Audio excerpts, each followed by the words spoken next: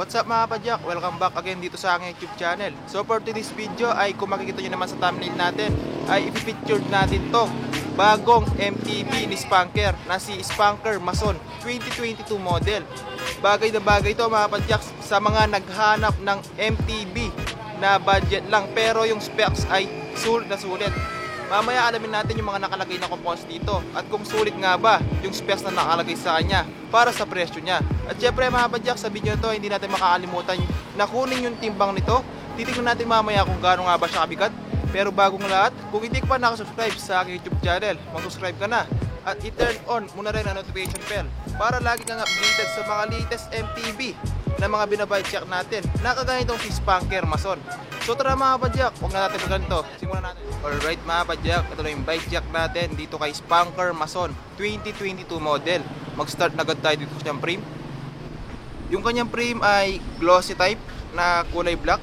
Ayan, napakaganda nito kanyang frame mga padyak, glossy na glossy oh.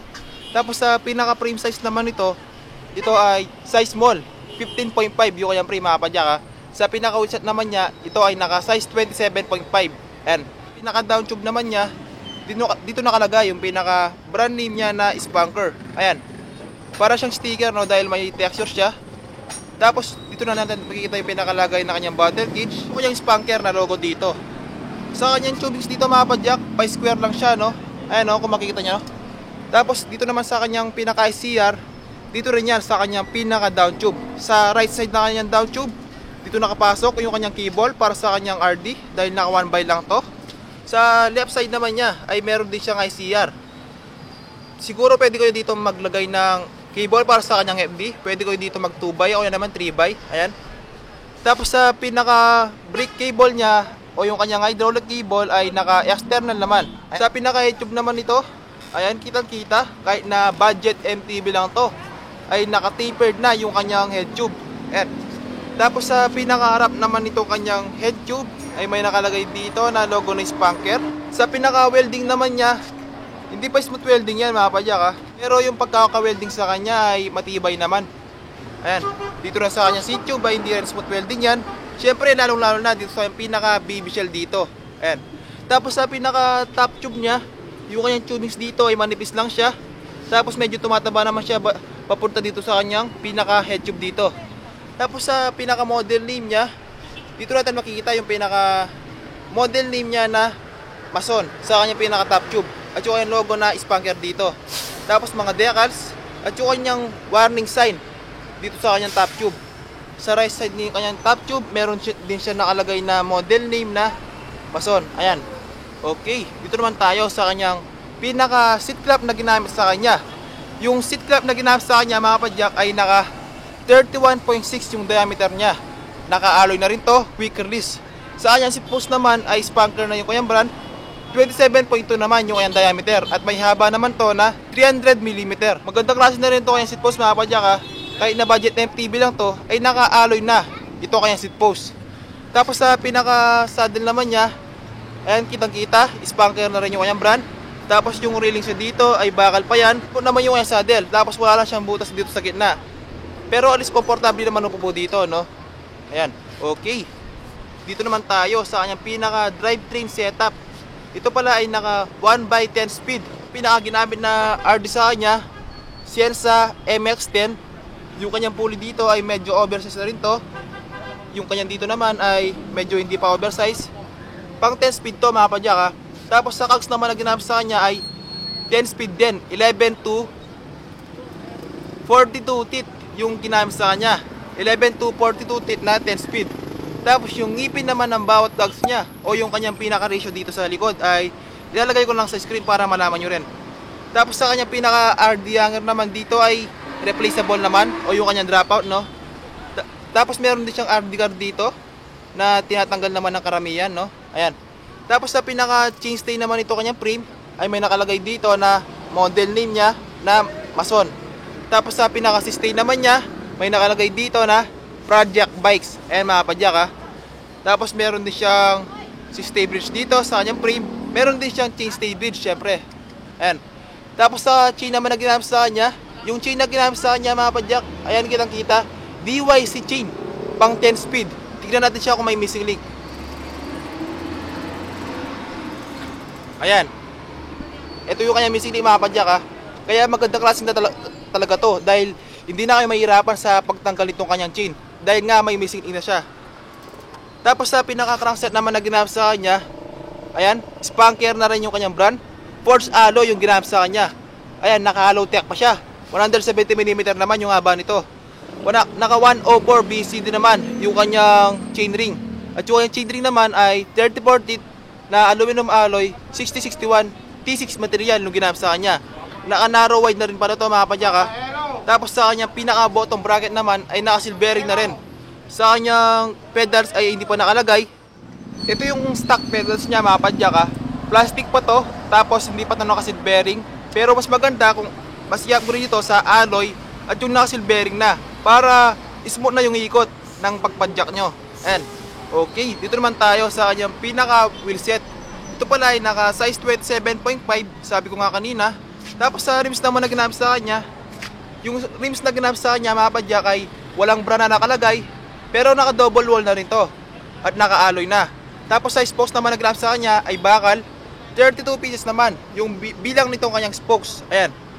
Tapos sa pinaka gulong naman na ginamit sa kanya, skin wall tire, compass to. Ayan, kitang kita compass. May lapad naman to na 27.5 by 2.10. Ayan, kitang kita. Ito yung bagong labas ng compass mga kapadyak ha.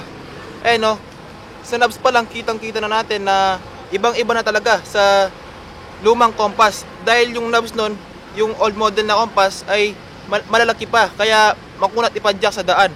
Pero siguro to fast rolling na dito mga kapadyak ha. Ayan. Siguro sa max tire clearance naman ito ay kasyang-kasya pa to hanggang 27.5 by 2.20 dahil malaki pa yung clearance niya dito sa kanyang stay. Dito rin sa kanyang chainstay dito. Ayan. Okay, sa kanyang hubs naman na ginamit sa kanya, yung hubs na ginamit sa kanya ay shampoo na rin yung kanyang brand.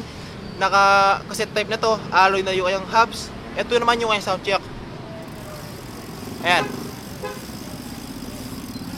Naka-silvering na rin pa ito ang kanyang hubs mga kapadyak, kaya magandang klase na rin to. Okay, dito naman tayo sa kanyang pinaka fork na ginamit sa kanya. Ito yung kanyang fork. Yung kanyang fork ay U-ding coil type. Tapos yung kanyang travel dito ay 100mm. Yung kanyang lower legs naman dito mga kapadyak ay alloy na rin to. Ayan, kitang-kita pa lang dito sa kanyang arc na alloy na. Pang 27.5 to. Tapos sa kanyang lockout ay naka-manual lockout to. Sa kabila naman ay yung kanyang preload cap dito sa kanyang fork. Sa pinaka-dropout naman ito ay naka-quick release na rin to sa harap. At naka 27.5 na wheelset naman dito. At yung kanyang hubs na shampoo. At yung kanyang gulong na skin wall tire na compass. Sa brakes naman na ginamit sa kanya, hydraulic brakes. Ang brand niya ay Simmers. Naka post mount na yung brake mount dito sa harap sa kanyang fork. Magandang klase na rin to mga kapadyak ha. Dahil naka post mount na yung braking mount niya dito sa harap. Tapos naka 160mm na rotors pa. Naka 6 bolts naman yung kanya rotors dito. At naka quick release na nga sa harap. Dito naman sa likod ay naka hydraulic brakes din yan. At naka post mount naman yung brake mount niya dito sa likod. Simmers na hydraulic brakes din yung ginamit sa kanya. At naka 160mm na rotors. 6 bolts na rin ito kanya rotors. At naka silvering na rin yung kanyang hubs. Sa kanyang pinaka-cockpit setup naman, yung kanyang handlebar, bakal pa to, yung kanyang handlebar. Tapos kanyang stem naman, walang bra na nakalagay, short stem yung ginamit sa kanya. At yung kanyang handset na Krista, naka ball bearing pa to. Ayan, o kaya naman seal bearing. Tapos sa pinaka-handle grips naman na ginamit sa kanya, ay naka rubber na handle grips at yung kanyang bar end dito. Ayan, at yung kanyang shifter para sa kanyang RD Sensa MX-10. Dahil naka 1 by lang to. At yung kanyang brake lever para sa likod, Simmers. Sa pinaka-kabila naman, Simmers din na brake lever para sa harap. At yung kanyang shifter para sa kanyang FD. Dahil naka 1 by lang to, ay wala. At yung kanyang rubber na handle grips na may bar end dito.